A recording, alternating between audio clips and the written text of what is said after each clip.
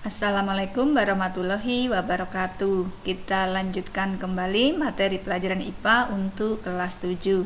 Kali ini kita akan melanjutkan pembahasan tentang materi organisasi kehidupan bagian yang ketiga. Kita akan lihat dulu untuk peta konsep sub materinya. Pada pertemuan sebelumnya kita sudah membahas tentang sel dan jaringan. Maka pada pertemuan kali ini kita akan lanjutkan pembahasan tentang submateri organ, sistem organ, dan organisme. Baik, langsung saja kita mulai pembahasan pertama untuk organisasi kehidupan tingkat yang ketiga, yaitu organ. Perhatikan gambar berikut. Tubuh makhluk hidup ini tersusun dari berbagai macam organ.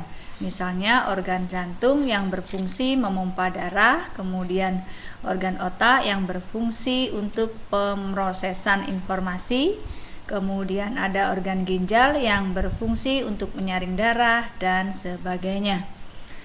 Organ-organ tersebut terbentuk dari kumpulan berbagai macam jaringan yang melakukan fungsi tertentu. Jadi, organ merupakan kumpulan berbagai jaringan yang melakukan fungsi tertentu. Nah, pada tumbuhan misalnya terdapat organ akar, kemudian ada batang, kemudian buah, daun, dan bunga. Untuk kali ini yang akan kita bahas adalah organ pada tumbuhan saja. Kita mulai organ yang pertama, yaitu akar. Akar adalah organ tumbuhan yang melekatkan tumbuhan pada tanah. Akar menahan tumbuhan berdiri tegak, kemudian akar juga berfungsi untuk menyerap air dan garam mineral yang dibutuhkan oleh tumbuhan dari dalam tanah. Jadi, dengan kata lain, fungsi akar ini adalah sebagai alat absorpsi air dan juga berbagai garam mineral. Kemudian, organ yang berikutnya adalah batang. Batang ini merupakan bagian tumbuhan yang berada di atas tanah, kemudian sebagai tempat melekatnya daun, bunga, dan buah. Jadi, fungsi batang ini sebagai penyokong dari tumbuhan itu sendiri. Selain itu juga untuk mengangkut air dan mineral dari akar kemudian ke daun serta zat makanan hasil fotosintesis ke seluruh bagian tumbuhan. Yang berikutnya adalah daun. Daun adalah organ tumbuhan yang berfungsi sebagai tempat pembuatan makanan atau fotosintesis karena tumbuhan memiliki klorofil.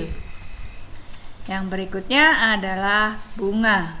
Bunga merupakan organ perkembangbiakan tumbuhan yang terbentuk dari tunas. Bunga memiliki alat reproduksi jantan berupa benang sari dan alat reproduksi betina berupa putik. Yang selanjutnya adalah kita akan bahas tentang buah, organ buah. Buah ini merupakan organ tumbuhan yang terbentuk setelah bunga mengalami proses penyerbukan. Daging buah bagi tanaman berguna untuk melindungi bijinya. Baik, yang berikutnya kita lanjutkan ke organisasi kehidupan tingkat yang keempat, yaitu sistem organ. Sistem organ ini merupakan tingkatan organisasi kehidupan yang kemudian menyusun suatu individu tingkat tinggi. Sistem organ merupakan kumpulan organ yang saling bekerja sama melakukan fungsi tertentu. Dalam melakukan kerjasama ini, setiap organ tidak bekerja sendiri-sendiri, tetapi saling bergantung dan saling mempengaruhi satu sama lain. Nah, beberapa macam sistem organ pada manusia antara lain ada sistem peredaran darah, sistem saraf, sistem pernapasan, sistem pencernaan, kemudian sistem rangka, sistem muskular atau sistem rangka, dan sistem otot dan sebagainya. Kita akan bahas yang pertama untuk sistem rangka. Perhatikan.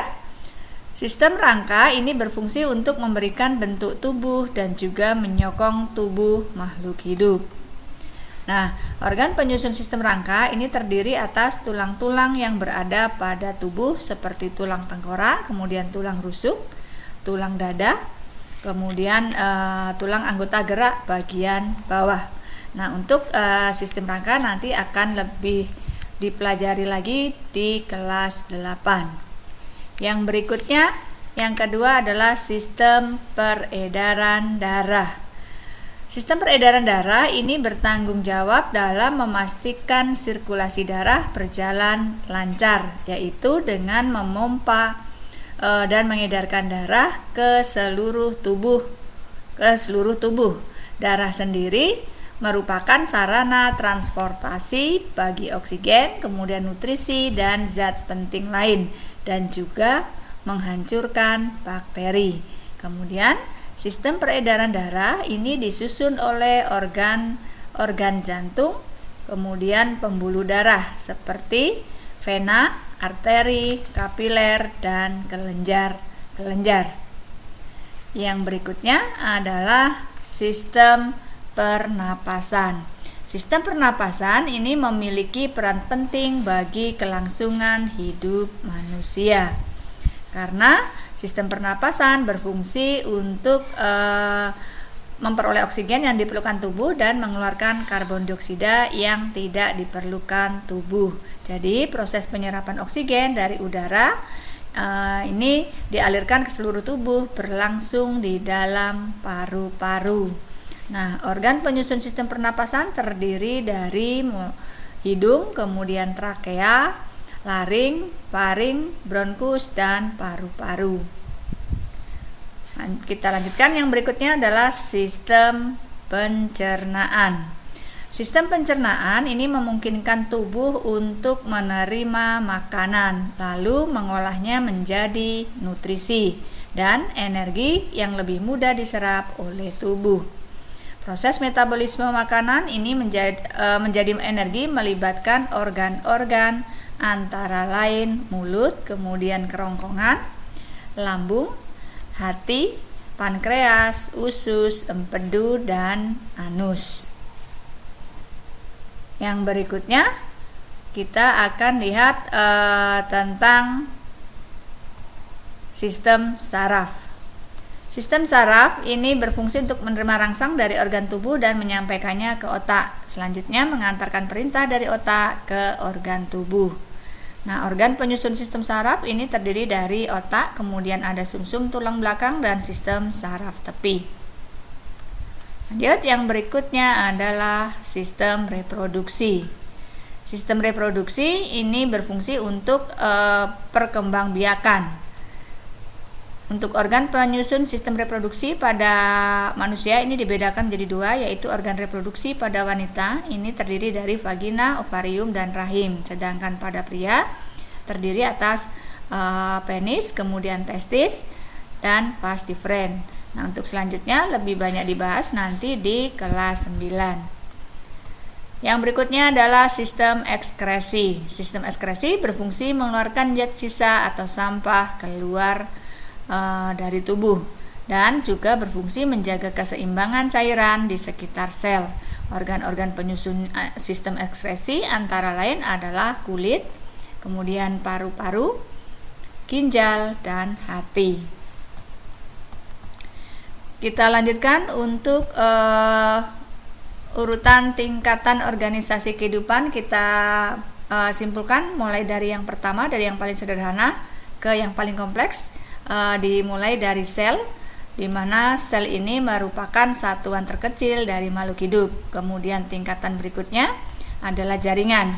Jaringan merupakan kumpulan sel sejenis yang memiliki bentuk dan fungsi sama. Dilanjutkan, berikutnya adalah organ, merupakan kumpulan jaringan berbeda bentuk dan fungsi. Setelah itu, berbagai organ ini akan saling bekerja sama membentuk suatu sistem organ.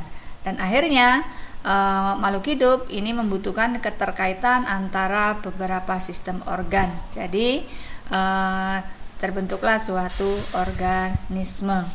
Baik, demikian tadi pembahasan kita mengenai organisasi kehidupan, mulai dari tingkatan paling sederhana ke tingkatan yang paling kompleks. Untuk tingkatan organisasi yang lebih tinggi nanti akan dibahas pada pertemuan berikutnya. Kita akhiri pertemuan kali ini. Saya akhiri dengan wassalamualaikum warahmatullahi wabarakatuh.